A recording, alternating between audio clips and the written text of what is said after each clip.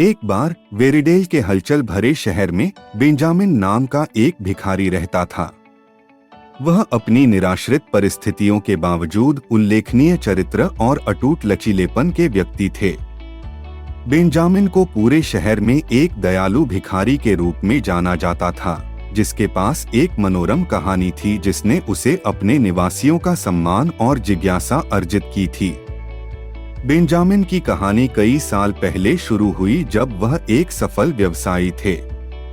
उनका एक प्यार करने वाला परिवार, एक सुंदर घर और एक संपन्न करियर था जो महानता के लिए नियत था। हालांकि भाग्य ने उसके लिए एक अलग योजना बनाई थी।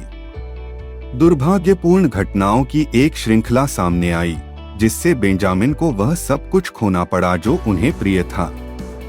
आर्थिक मंदी, एक दुखद दुर्घटना जिसने उनकी पत्नी और बच्चों की जान ले ली, और एक दुर्बल करने वाली बीमारी ने उन्हें भावनात्मक रूप से तोड़ दिया और आर्थिक रूप से बर्बाद कर दिया।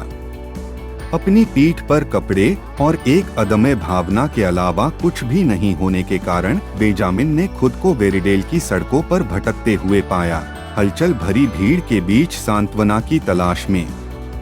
यहीं पर उन्होंने मानवता के सच्चे सार की खोज की।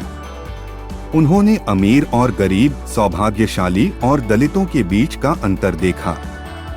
उन्होंने बेसहारा और हाशिए पर पड़े लोगों के साथ एक गहरा जुड़ाव महसूस किया, क्योंकि अब वह उनके दर्द और पीड़ा को करीब से समझ गए थे।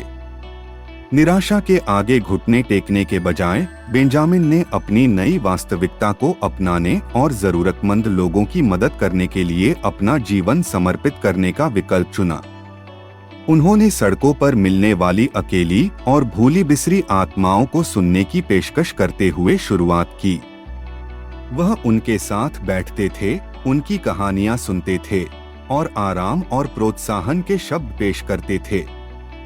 अकेले बेंजामिन की उपस्थिति उन लोगों के लिए आशा की किरण लेकर आई जो समाज में अदृश्य महसूस करते थे।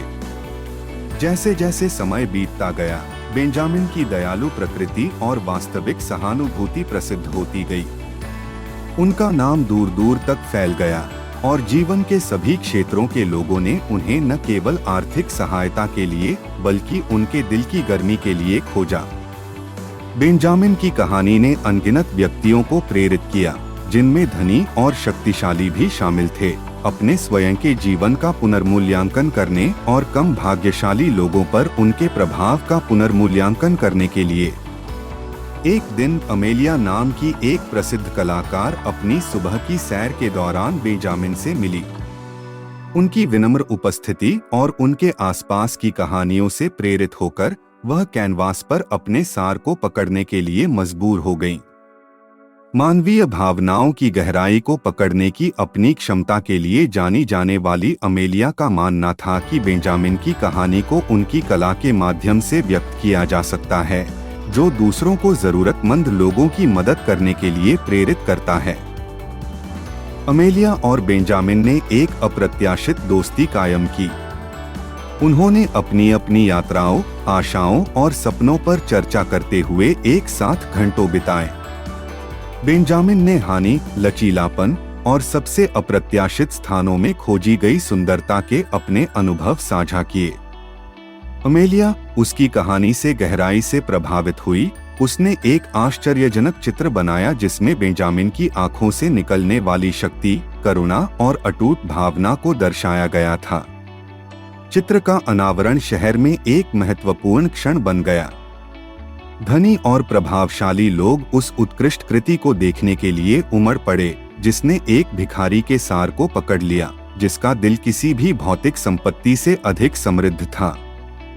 बेंजामिन की कहानी जंगल की आग की तरह फैल गई, कई लोगों के दिलों को मोह लिया और उदारता और करुणा की लहर को प्रेरित किया जो वेरिडेल में बह गया। इस नई जागरूकता के मद्देनजर शहर में व्याप्त सामाजिक असमानताओं को दूर करने के लिए पहल शुरू की गई।